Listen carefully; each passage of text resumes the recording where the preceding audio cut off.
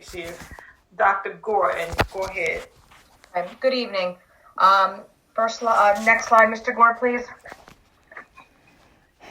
Over the last 3 months as the acting director of curriculum instruction, I'm not sure, is that black piece coming up on your screen as well? Yeah. You see right there? All right, thank you. Okay. Over the last 3 months, as the acting director of curriculum and instruction, we have, Mr. Gore, you have to go back one slide, please, to number 2.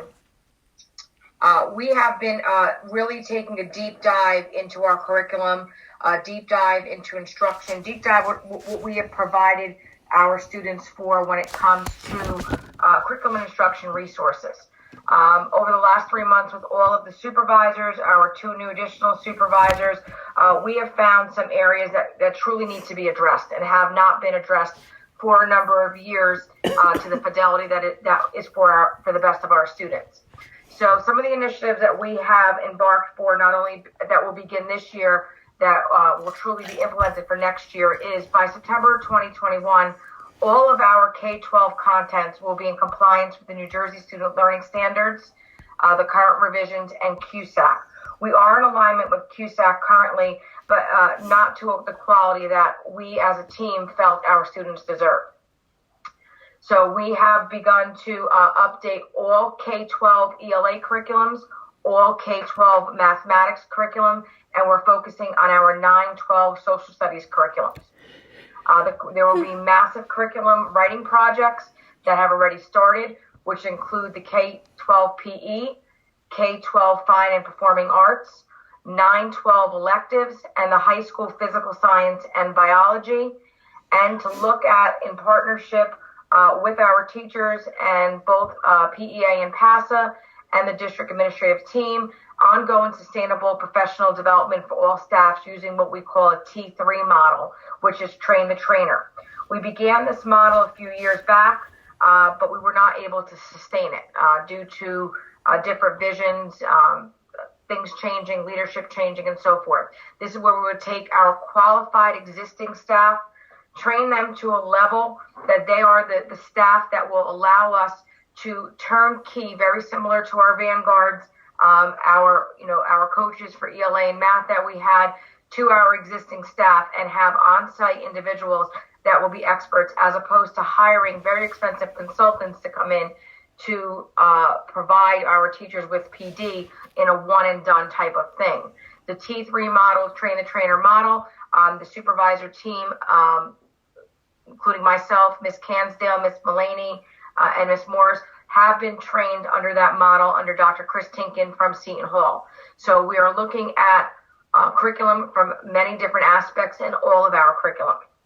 We are also looking at, due to our low reading levels according to our DRA, Literally, and Scholastic assessments, investing in 9 reading specialists, 1 for each of our elementary schools to support foundation skills. We are finding that our reading levels are lower than expected, and that should be, and we need to take an intense intervention with reading strategies for our students.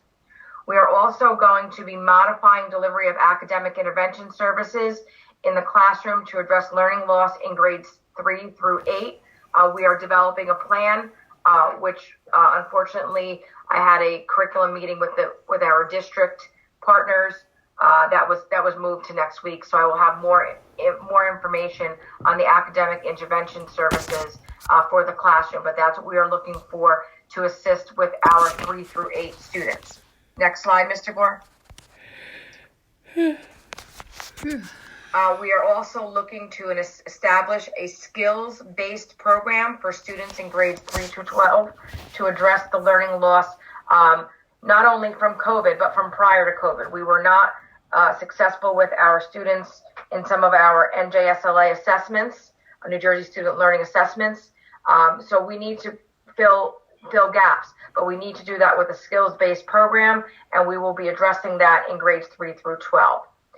We are also looking at the Camelot education to support learning loss programs in grades 6 through 12 for those 120 students that Mr. Williams presented prior.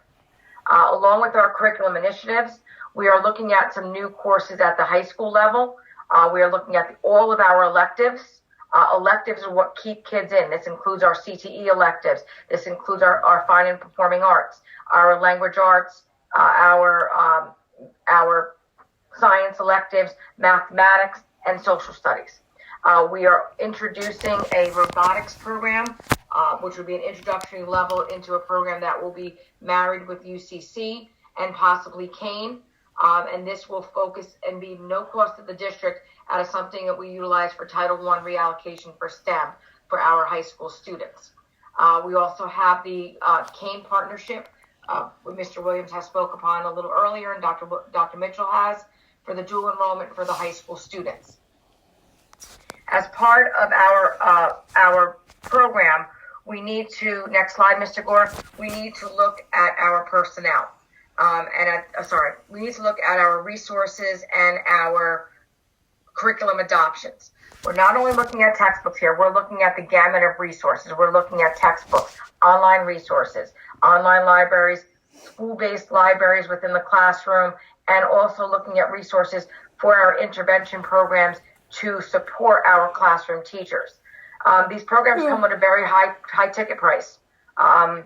And we are currently right now looking at a K-5 ELA program that is a 6-year program, which is the average program for any curriculum revision or resource purchase, and that is about $3.5 million. But that is for 6 years.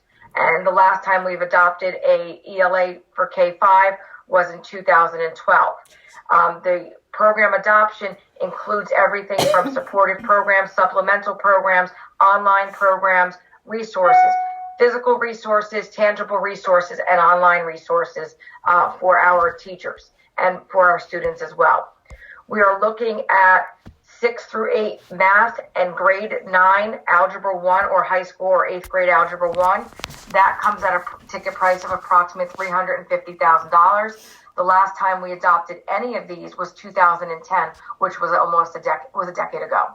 And again, these programs with the type of price tag are a number of year subscription and provides the gamut for all resources, not just a physical textbook that we knew about when we were in school. We are looking at grades 9 through 12, social studies. The last time we adopted an official social studies resource or curriculum was in 2009. That's approximately $175,000. I am working extremely closely with Dr. Cox and several vendors to make sure our vendors provide the resources in social studies in both English and in Spanish. That is the most difficult component of buying a social studies series, is that they do not come in both language, so we're very limited to the resources. The final component of resources and curriculum adoption is looking at all of our 9 through 12 electives. Our electives that we have been offering over the years have been materials that have been put together with fidelity by our teachers, but never have had resources that have been allocated to them. So this is such classes that need to do something, because we're hurting right now when it comes to curriculum resources. If you could see some of the dates when some of these were last adopted, it's a long time ago, and our kids are in a digital age, and we need to provide them with more recent and up-to-date materials, especially to our teachers who need that as well. Next slide, Mr. Gore. As part of our moving forward, we need to support our students, and we also need to support our staff. So additional staff for QSAC compliancy is looking at the 9 reading specialists that will really mainly function with grades K to 2, but will be supporting students in 3 to 5 as well. We are looking to hire 4 literacy coaches and 4 mathematics coaches that will be supporting our K-5s. Right now, currently, our secondaries have SIA or School of Needs of Improvement coaches that are literacy and math. So we will be supporting the additional elementaries with this. We need this to support our teachers. We need this to help our teachers with strategies to help students, and also to work with some of our parents as well in providing them with resources. And then the last component is the addition of what we've combined, because initially this was supposed to be 2 separate positions, a STEAM supervisor. Actually 3 separate positions. It's supposed to be a science supervisor, CTE, and fine and performing arts. We decided as a team that to go with a STEAM supervisor because all of these contents are integrated with each other. That STEAM would stand for your science, your technology, CTE, and your fine and performing arts. And this will help, in a sense, collaborate with these departments to get to the level of STEAM that we need to be at. Throwing the terminology STEAM out there just to say we have it is great, but to have it and to have it with fidelity is a little bit different, and it takes our program to a different level. We have been really looking closely at data. We've been looking at instruction. We've been looking at pedagogy. We've been looking at resources. We have really taken the last 3 months as a department to talk, to say what has been working, what is not working, what have we not been able to do that puts us in this aspect that we're at right now. Because we're in a position that we can really make a change here. And the curriculum and instruction budget, when Mr. Ottman does present it, has a huge increase. But when it's only approximately 8% of our entire budget, and curriculum and instruction is what we're here for, and the products at the end of our day are our students, curriculum instruction needs to be supported. And unfortunately, we haven't been supporting curriculum and instruction the way that we need to be. These are very high price tags on some of the resources and materials that we need, but we're in desperate need of them from all of our conversations with our teachers. We do have a meeting tomorrow with our district curriculum team in partnership with the district level curriculum supervisors and teachers, staff, secretaries, TAs from across the district. Unfortunately, that meeting had to be moved from last week, where we will be reconvening tomorrow. But I thank you for your time, and this is just a snapshot of where we need to go from the evidence, the data, and everything that we've discussed over the last 3 months for curriculum and instruction. Thank you. Okay. Mr. Andrews, you're muted. I'm muting myself. Thank you, Dr. Gordon, again for that. I thought it was, again, very informative. I guess while we have you, just quickly, if there are any questions from board members. I see Ms. Hember. Recognize. Good evening, Ms. Henry. Muted, Ms. Hember. The reading specialist, I believe we need more. Yes. K-2, you need to cover K-5 based on our scores. And what Right, about the specialist for the younger grade? Right, Ms. Henry, what we looked upon is that we were going to build on this each year. When we tried to do the RTI initially 3 years ago and we did it K-8, it was taking on too much at any given time. So what we wanted to do was scaffold it in. Start with K2 for the 21 school year and the 22 school year, then bringing up to a 3-5. We need to do that for the fact that in grades 3 to 5, we normally don't utilize reading specialists unless it's for a tier 3. So we have to do the research to make sure that we have all of our ducks in a row before we put all this money forth. And K2 is the focus, and then the intervention services will be supporting the 3-5 with some of the reading specialists for our tier 3 to be filtered in. But yes, I do agree with you 100%. You can ask Ms. Filipatos. My first thing I said was 18. But unfortunately, at this point in time, we have to scaffold this and plan it correctly. When we put the RTI in with so many RTI teachers, we found that sometimes more creates an issue and more did not give us quality. So we would like for there to be quality in this and scaffold this correctly. If we can get on this now, we could scaffold possibly 18 in for the 21 school year. But we have to make sure we have a strategic plan for that. Ms. Morgan, I see your hand. Thank you, Ms. Hembry. Yes, if I recall correctly, you indicated that only 8% of the district's funding was for C&I. Yes, ma'am. Can you explain that for me? So I find that very challenging idea. 8% of our funding, only 8% for curriculum and instruction. And I just want to make this comment. From my perspective, that's the whole idea of education, curriculum and instruction. 8%? Thank you, Miss Morgan. Last year, our CNI budget was only 2.1 million. I don't want to give us the exact number out yet because we are still crunching numbers and getting some of our quotes together. But 2.1% of our local budget, which is not that much of our local budget, goes to curriculum and instruction. Unfortunately, the ESSA grant, the No Child Left Behind grant, which was formerly known as, cannot purchase some of our curriculum and instruction areas because we've already been purchasing that with local funds. Once we purchase something with local funds, I cannot go back and utilize Title I, Title II, 3, or 4 funding because it's called supplanting. And I always joke with people, I don't want to be in an orange jumpsuit. Martha Stewart might have looked great in an orange jumpsuit, but I don't look good in orange. So my thing is that when we look at our local budget for the past few years has only been 2.1 million going to curriculum and instruction.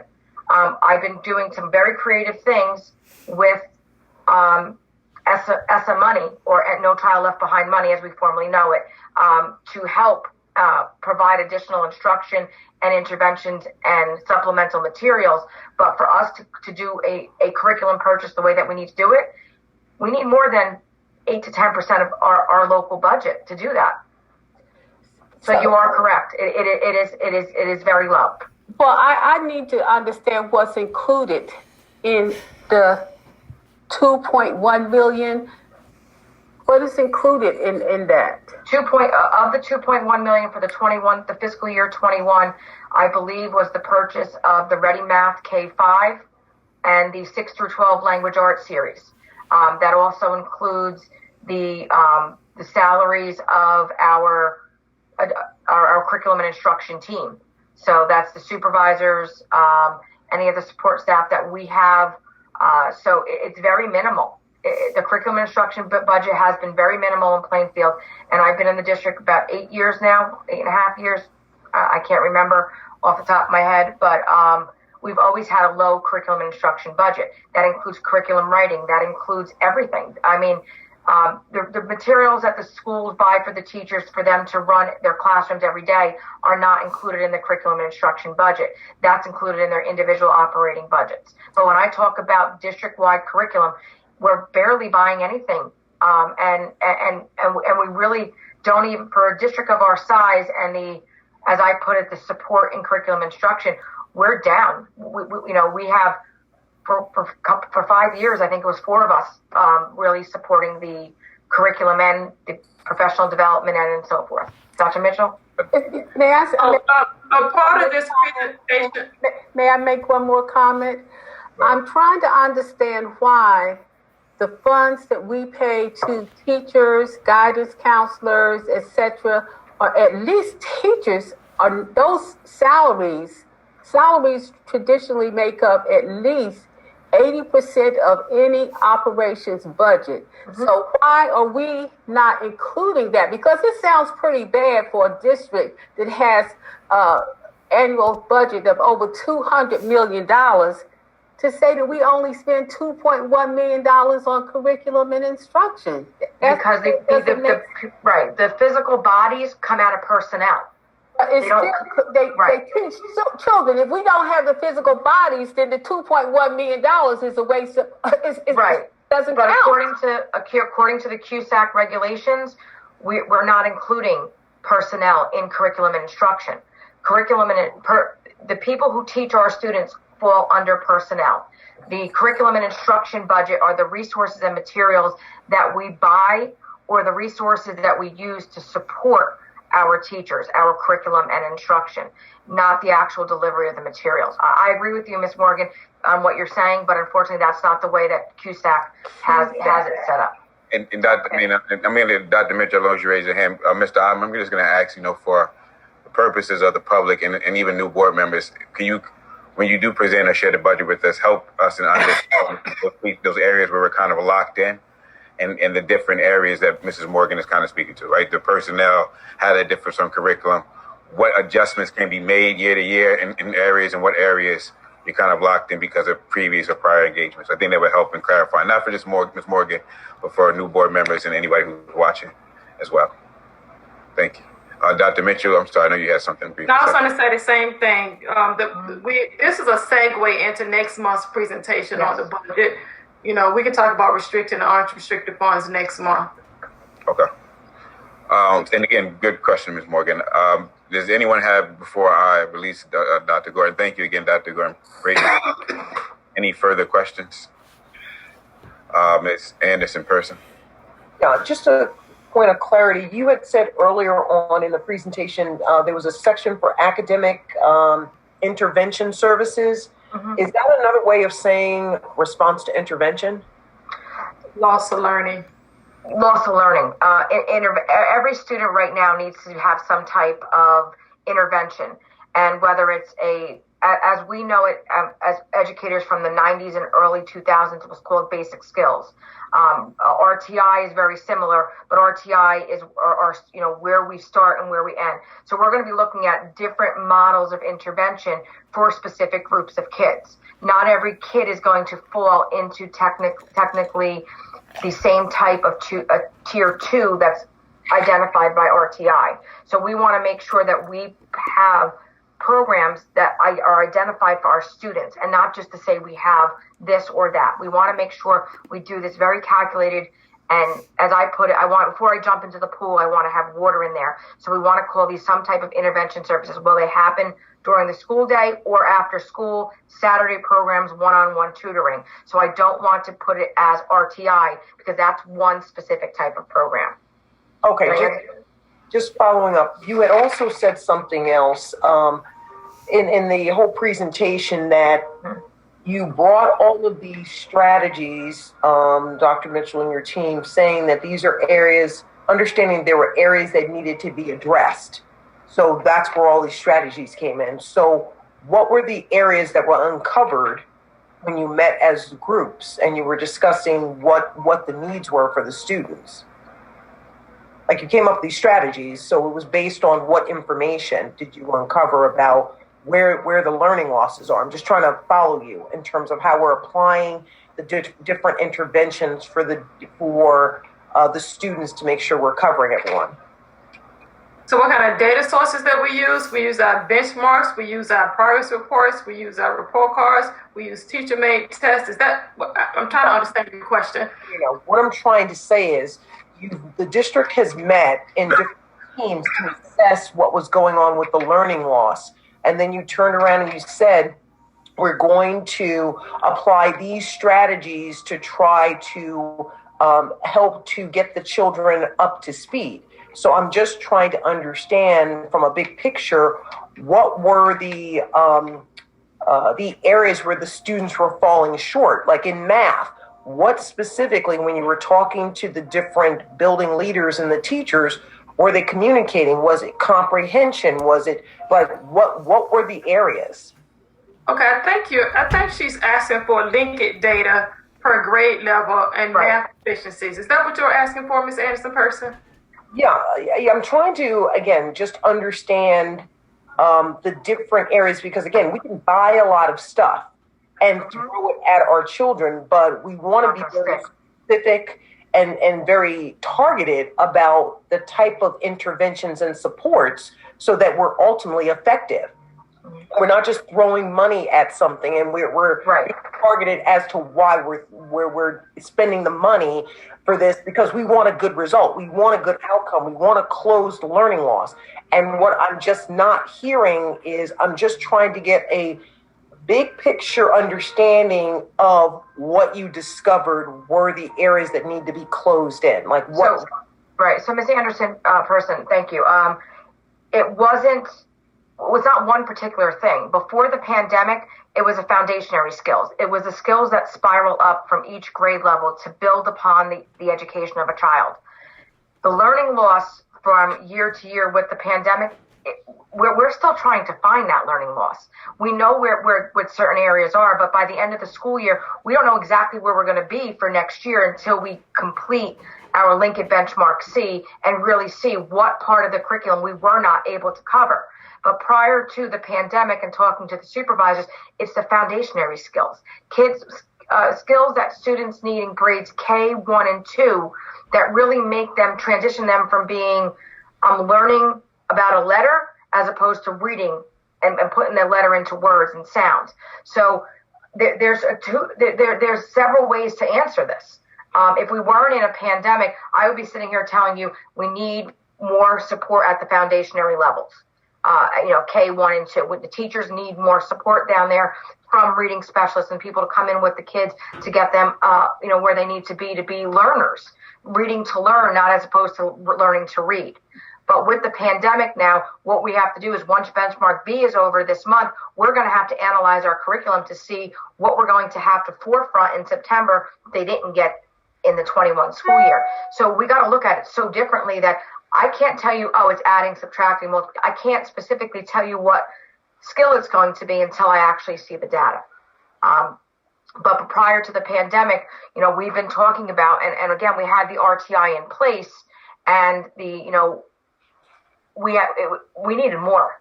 We needed more people to support our students. Okay. I'll follow up later. Thank you. I was going to say too, because I just summing everything up. I know for clarity purposes, I thought I understood to be that again issues existed prior to the pandemic, but we know in the pandemic area, even was kind of mentioned in the earlier slideshow that Dr. Mitchell provided, that there's going to be some learning losses and gaps, and so obtaining the curriculum is what we need to make sure that we help cover some of those gaps, right?